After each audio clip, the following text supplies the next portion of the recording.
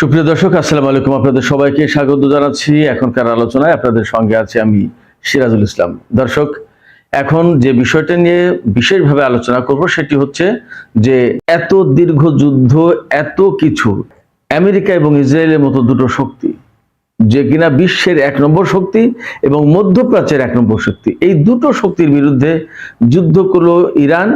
এই দুটো শক্তি মিলে কেন ইরানকে হারাতে পারলো না, সবচেয়ে মূল ফোকাস পয়েন্ট হবে আজকের আলোচনা এটা।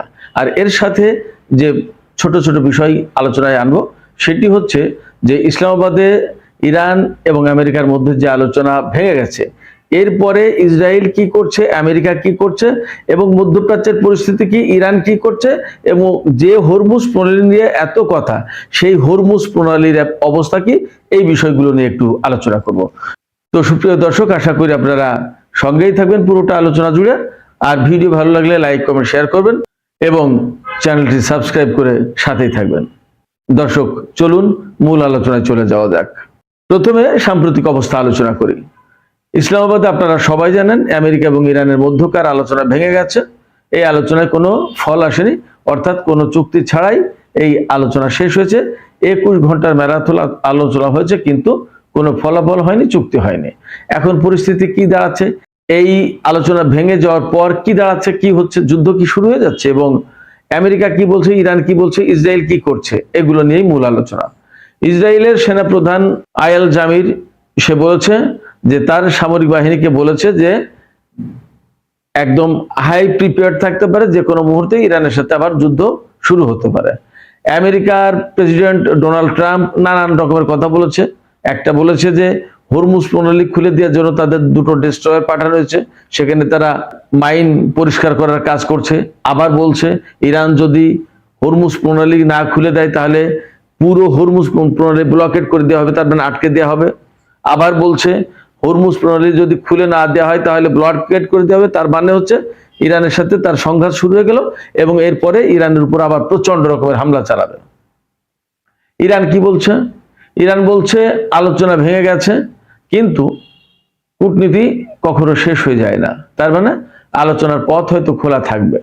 কিন্তু ইরান একথাও বলেছে যে তারা সেকেন্ড রাউন্ড কোনো আলোচনায় বসতে চায় না। আলোচনাটা ভেঙে গেল কেন, মূল কি সমস্যা ছিল, কোথায় আলোচনা ভেঙে গেছে? বলা হচ্ছে, আল জাজিরা থেকে শুরু করে বেশিরভাগ গণমাধ্যম বলছে ৩টা পয়েন্টে আলোচনা ভেঙে গেছে। আলোচনা মানে ৩টা পয়েন্টে ইরান এবং আমেরিকায় একমত হতে পারেনি। প্রথমত, পরমাণু কর্মসূচি টোটালি বন্ধ করতে বলেছে, ইরান রাজি হয়নি। আরেকটা বিষয় হচ্ছে হরমুজ প্রণালী ইরানের নিয়ন্ত্রণে থাকবে না, আগে যেমন ছিল তেমন, ইরান তাতেও রাজি হয়নি। আর ৩ নম্বর হচ্ছে লেবাননের বিষয়টা নিয়ে, মূলত যে লেবানন এই যুদ্ধ চুক্তির আওতায় আসবে না, এই যুদ্ধবিরতির আওতায় আসবে না, লেবাননকে ইসরায়েলের হাতে ছেড়ে দিতে হবে। ইসরায়েল এবং লেবানন তারা আলাপ আলোচনা করে একটা ব্যবস্থা করবে। ইরানের বক্তব্য যে না, লেবাননের বিষয়টি ইসরায়েলের উপরে ছেড়ে দেওয়া যেতে পারে না। এখানে একটা ব্যাপার আছে, ইরান তো ইসরায়েলকে রাষ্ট্র হিসেবে স্বীকৃতি দেয় না, সেক্ষেত্রে ইসরায়েল কেন লেবাননের ভাগ্য নির্ধারণ করবে? ইরান তো এটা মানতে পারে না, এটা হলো ইরানের কথা। আর ইসরায়েলের বক্তব্য হচ্ছে বা আমেরিকার বক্তব্য হচ্ছে যে লেবাননের হিজবুল্লাহ হচ্ছে ইরানের প্রক্সি ফোর্স, তাদের বিষয়টা কেন ইরান দেখবে? কিন্তু লেবাননের দেখার মতো তো অবস্থা নেই, কারণ লেবাননের উপরে ইসরায়েল যতবার হামলা চালিয়েছে, ততবারই লেবাননের সামরিক বাহিনী বা লেবাননের সরকার চুপ, যা কিছু করার তা ওই হিজবুল্লাহ করেছে। এরকম নানা রকমের সমীকরণ আছে, কোথায় গিয়ে চূড়ান্ত হয় দেখা যাক। আর ইরান যা বলছে, ইরান আলটিমেটলি যে কোনো পরিস্থিতির জন্য প্রস্তুত থাকবে, কারণ আগেই তো তারা ইসরায়েল এবং আমেরিকার বিরুদ্ধে সামরিক হুমকি বা সামরিক সংঘাত যে কোনো কিছু মোকাবেলার জন্য প্রস্তুত ছিল।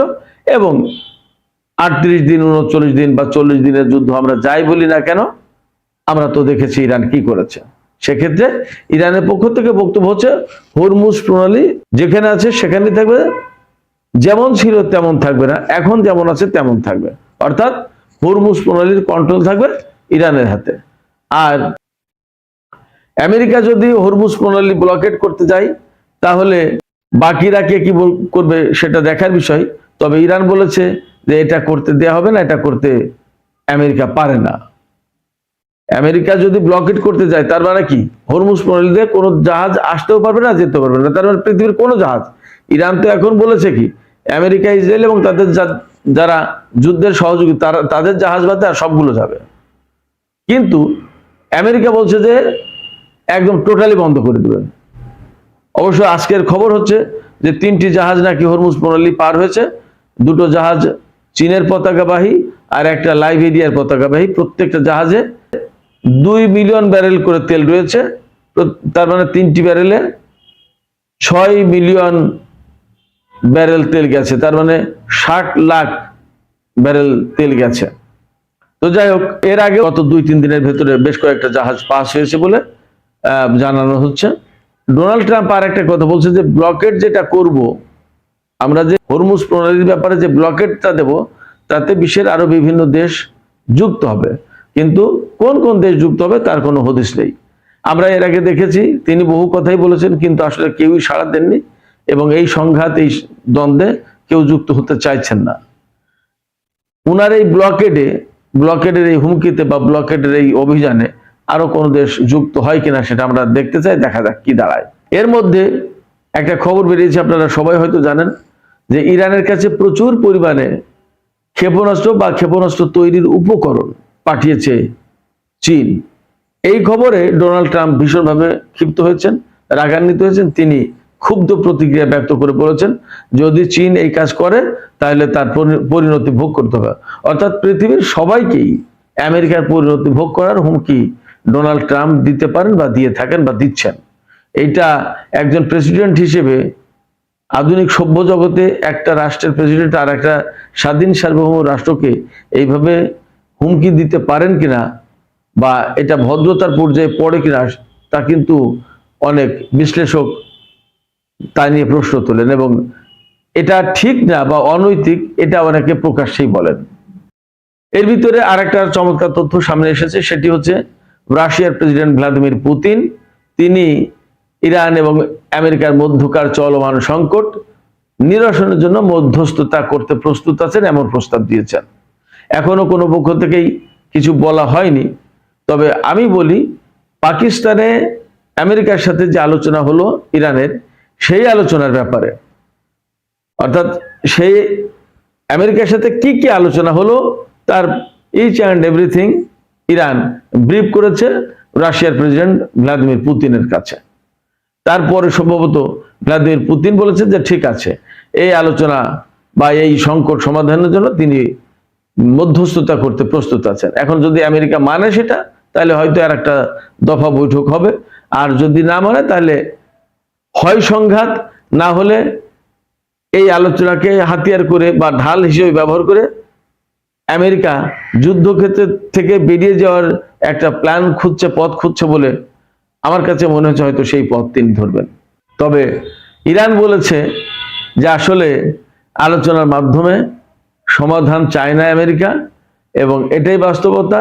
আর যার কারণে তাদের উপরে অবিশ্বাস অর্থাৎ অনাস্থা নিয়েই আমরা আলোচনায় বসেছিলাম। ইরানের বক্তব্যটা 3টা পয়েন্ট আমি একটু আগে বলছিলাম যে 3টা পয়েন্টে এই আলোচনা ভেঙে গেছে। কি কি? হরমুজ প্রণালী, পরমাণু কর্মসূচি এবং লেবাননের ভাগ্য। আর এর সাথে আর একটা বিষয় ছিল যে ইরানের ক্ষেপণাস্ত্র কর্মসূচি, এটাও খুব গুরুত্বপূর্ণ পয়েন্ট ছিল। এর একটা পয়েন্টেও ইরান ছাড় দিতে রাজি হয়নি। ইরান বলেছে যে কোনো মতেই আমরা পরমাণু কর্মসূচি বন্ধ করব না, একদম জিরো করে ফেলা যাবে না, নাম্বার 1। নাম্বার 2, কোনো মতেই হরমুজ প্রণালী তার আগের চেহারায়, আগের অবস্থায় ফিরে যাবে না, অবশ্যই এর কন্ট্রোল ইরানের হাতে থাকবে। 2, 3 হচ্ছে ক্ষেপণাস্ত্র কর্মসূচিও থাকবে ইরানের, এটা বন্ধ করবে না। আর 4 হচ্ছে লেবাননের সাথে যে সম্পর্ক, আমি আগেই বলেছি, লেবাননকে কখনোই কোনোভাবে ইসরায়েলের হাতে বা ইসরায়েল লেবাননের ভাগ্য নির্ধারণ করবে, এটা হতে দেবে না। এই যখন পরিস্থিতি, তখন বোঝাই যাচ্ছে যে ইরান যখন এগুলো মানবে না, তখন আমেরিকাও ইরানকে একেবারেই ছেড়ে দেবে না। তাহলে যুদ্ধ কি অনিবার্য? আমার কাছে মনে হচ্ছে এখনই যুদ্ধে হয়তো আমেরিকা যাবে না, কারণ যে যুদ্ধ করছে তাতে কি কি ক্ষয়ক্ষতি হচ্ছে আমেরিকা সেটা খুব ভালো করে বুঝতে পেরেছে। এবং ইরানকে যে আসলে হটানো যাচ্ছে না, বা পরাজিত করা যাচ্ছে না, পরাস্ত করা যাচ্ছে না, সেটা 1-2 দিনেই বুঝতে পারার কথা। সেখানে প্রায় 38-39 দিন যুদ্ধ হয়েছে। আমেরিকার ভালোভাবে বোঝার কথা যে ইরানের শক্তিটা কি এবং কেন, এবং ইরানকে পরাজিত করা যাবে কিনা, এটা বোঝার কথা। আজকে একটু আগে একটা খবর দেখলাম, ইসরায়েল জানিয়েছে তার এই কয়েকদিনের যুদ্ধে, ইরানের বিরুদ্ধে যুদ্ধ করতে গিয়ে $11 বিলিয়ন খরচ হয়েছে। $11 বিলিয়ন, চিন্তা করেন। তো এবার আসি যে এই যে ইসরায়েল এবং আমেরিকা, এত দুটো বড় বড় শক্তি, এই দুটো শক্তি ইরানের সাথে যুদ্ধ করলো, কিন্তু তারা দুইজন মিলে ইরানকে হারাতে পারলো না। এর কারণটা কি? এর কারণ যদি আমরা বিশ্লেষণ করতে যাই তাহলে অনেকগুলো কারণ আসবে। একটা হচ্ছে রাজনৈতিক কারণ, সামরিক কারণ, অর্থনৈতিক কারণ, জাতীয়তাবাদী চেতনা, শিয়া মাযহাবগত ব্যাপার, মাঝাবী চেতনা, তারপরে আপনার আঞ্চলিক যে ইরানের প্রভাব, প্রক্সি ফোর্স, রাশিয়া চীনের সাথে সম্পর্ক, ইরানের সামরিক শক্তি এবং ইরানের যুদ্ধের কৌশল, এই সমস্ত অনেক বিষয় আসবে। আমি ছোট্ট ছোট্ট করে একটু আলোচনা করার চেষ্টা করি। সর্বপ্রথম আমরা যদি খুব ক্লিয়ারলি আলোচনা করি, মূল বিষয়টা তো অবশ্যই সামরিক শক্তি। রাজনৈতিক শক্তি, অর্থনৈতিক শক্তি, কূটনৈতিক শক্তি, অনেক কিছু থাকলো, কিন্তু সামরিক শক্তি যদি না থাকে তাহলে ইরান কিন্তু ইসরায়েল এবং আমেরিকার বিরুদ্ধে কোনোভাবেই টিকতে পারতো না, দাঁড়াতে পারতো না। অতএব সামরিক শক্তিতে ইরান যে খুবই শক্তিশালী একটা অবস্থানে আছে তাতে কোনো সন্দেহ নেই। এই কারণেই মূলত আমেরিকা এবং ইসরায়েল ইরানকে হারাতে পারেনি, প্রধানত এইটা হলো কারণ। কি কি আছে একটু ছোট্ট করে বলি। এখানে কি কি আছে এটা যেমন গুরুত্বপূর্ণ, তেমনি কি কিভাবে যুদ্ধ করলো, অর্থাৎ যুদ্ধের কৌশলটা, এটা একটা গুরুত্বপূর্ণ। খেয়াল করুন, ইরান, আপনারা খেয়াল করেছেন যে বিমান শক্তির উপর ডিপেন্ড করেনি, হেলিকপ্টারের উপরে ডিপেন্ড করেনি, ব্যবহার করেনি, যুদ্ধ জাহাজ এগুলোর উপরে ডিপেন্ড করতে যায়নি। সবচেয়ে প্রথমে এবং প্রধানত যে বিষয়ের উপর ডিপেন্ড করেছে ইরান, যেটাকে ভরসায় রেখেছে, আস্থায় রেখেছে এবং যার উপরে নির্ভর করেছে, সেটা হচ্ছে ক্ষেপণাস্ত্র এবং ড্রোন। মজার ব্যাপার হচ্ছে, ড্রোন তো এমন একটা সহজ শিল্পে পরিণত করেছে ইরান যে একেবারে মুড়ি মুড়কির মতো বানায়। আমি তো গত একটা বা দুটো ভিডিওতে কথা বলেছি, ক্ষেপণাস্ত্র বানায় সিগারেটের মতো, এইরকম একটা অবস্থা। মানে পরিস্থিতি এরকম যে পাড়া মহল্লায় মনে হয় বানানোর অবস্থা। বিভিন্ন জায়গায় বানাচ্ছে, মহিলারা বানাচ্ছে, পুরুষ বিজ্ঞানীরা বানাচ্ছে, মানে তরুণ তরুণীরা এই কাজের সাথে যুক্ত। অসম্ভব রকমের এক্সপার্টিজ অর্জন করেছে ইরান এই ক্ষেপণাস্ত্র এবং ড্রোন শিল্পে। ক্ষেপণাস্ত্র এবং ড্রোন কেন জরুরি, বা কেন ইরান এই দিকে নজর দিল, বা এই দুটো বানালো, বিমান শক্তি, হেলিকপ্টার শক্তি বা নৌবাহিনীর জাহাজ শক্তি, এই সমস্তের উপরে বেশি একটা ডিপেন্ড করতে গেল না কেন? সবচেয়ে সহজ কথা, বিমান, হেলিকপ্টার, নৌবাহিনী, জাহাজ, যত যাই কিছু, এর প্রত্যেকটা কিন্তু মানব চালিত, মানুষ দিয়ে চালনা করতে হবে, চালাতে হবে। বিমান পাইলট প্রয়োজন, হেলিকপ্টারে পাইলট প্রয়োজন, জাহাজে ক্যাপ্টেন প্রয়োজন, নৌবাহিনীর সদস্য প্রয়োজন, ইত্যাদি ইত্যাদি। সেই জায়গায় যদি আপনি ক্ষেপণাস্ত্র এবং ড্রোন যুদ্ধ করেন, তাহলে ড্রোন বা ক্ষেপণাস্ত্রের কোথাও পাইলট লাগছে না, অর্থাৎ মানুষের জীবনহানির কোনো আশঙ্কা আপাতত থাকছে না। এবং ক্ষেপণাস্ত্র এবং ড্রোন অনেক বেশি সহজে, একদম টু দা পয়েন্টে হামলার কাজে ব্যবহার করা যায়। এবং ড্রোনের যে ব্যবস্থাটা, আমি এর আগে মনে হয় আজকেও বলেছি বা এর আগে দু একটা ভিডিওতে বলেছি, ইরানের যে ড্রোন, সেটা তো সস্তা। এই ড্রোন এমন এক ভয়ঙ্কর একটা জিনিস, এটা মানে অবধারিতভাবে আটকানো মুশকিল, অবধারিতভাবে লক্ষ্যবস্তুতে আঘাত আনে, এটা একটা ব্যাপার। আর একটা ব্যাপার হচ্ছে যে যদি মানে ছোট, কম দামি এইভাবে ইগনোর করে, ঠিক আছে আঘাত করুক, তাহলে একদম টার্গেটে আঘাত করবে, ধ্বংস হবে, মানুষ মারা যাবে। আর যদি ঠেকাতে দেয়, অনেক দামি ইন্টারসেপ্টর লাগবে, এক বিপদ। এটা একটা বিষয়। আর ক্ষেপণাস্ত্র তো ইরান এই যুদ্ধের ভেতর দিয়ে ইরান তার পুরনো অস্ত্র ভান্ডার অনেকটাই খালি করে ফেলেছে, এখন নতুন অস্ত্র ভান্ডারে হাত দিয়েছে। আপনারা সবাই খেয়াল করেছেন, এই খুররমশাহ 4 মাত্র কিছুদিন আগে আনলো, খাইবার শেখান, তারপরে কদর 380, তারপরে আপনার সিজিল, এই সমস্ত ক্ষেপণাস্ত্র তো মামুলি ব্যবহার করলো মাত্র কিছুদিন আগে থেকে। তার মানে, এবং ইরানের একজন কর্মকর্তার সাথে আমার গতকালকে কথা হয়েছে, তিনি বললেন যে আমরা এখনো অনেক কিছু ব্যবহারই করিনি। এটা রিয়েলিটি, এটা বাস্তব, এটা শুধুমাত্র হুমকি না বা শত্রুপক্ষকে শুধুমাত্র ভয় দেখানোর চেষ্টা না। তিনি বললেন, শত্রুপক্ষকে শুধুমাত্র মুখের কথায় ভয় দেখানো যায় না, কাজে যদি না থাকে। আমরা যদি যুদ্ধক্ষেত্রে আমাদের কথা অনুসারে যদি ক্ষেপণাস্ত্র, ড্রোন বা আদার অস্ত্রপাতি ব্যবহার করতে না পারতাম, তাহলে কিন্তু আমাদের এই ফাঁকা বলি হিসেবে গ্রহণ করে আমাদের উপর তছনছ করে দিত। এবং আমাকে তিনি বললেন যে আপনারা তো দেখেছেন, যখনই যুদ্ধ জাহাজ নিয়ে এসেছে, পৃথিবীর সবচেয়ে বড় এবং সর্বাধুনিক জাহাজ নিয়ে এসেছে, তখন আমাদের ক্ষেপণাস্ত্র এবং ড্রোনের সামনে টিকতে পারেনি। যখন তাদের লেটেস্ট প্রযুক্তির বিমান নিয়ে এসেছে, ইরানের আকাশে যখন ঢুকেছে, তখন আমরা কিন্তু তাকে হিট করেছি এবং কয়েকটা বিমান ফেলেছি। এরপরে তাদের হারকিউলিস 136 আরো বিভিন্ন মডেলের বিমান, হেলিকপ্টার, ব্ল্যাক হক, সারা বিশ্বের ভয়ঙ্কর 1 নম্বর হেলিকপ্টার, যুদ্ধ হেলিকপ্টার, রেস্কিউ হেলিকপ্টার, এই সমস্ত কাজে সে এই ব্ল্যাক হক হেলিকপ্টার ব্যবহার করেছে। আরো বিভিন্ন রকমের প্রযুক্তি সজ্জিত গুরুত্বপূর্ণ লেটেস্ট মডেলের আমেরিকান প্রযুক্তি, আপনারা তো বোঝেন, এই সমস্ত ব্যবহার করে ইস্পাহানে অভিযান চালিয়েছে। অথচ সেই অভিযান কিভাবে চরমভাবে ব্যর্থ করে দিয়েছে ইরান। এগুলি সবই সম্ভব হয়েছে মেইনলি ক্ষেপণাস্ত্র প্রযুক্তি এবং ড্রোন প্রযুক্তির কারণে।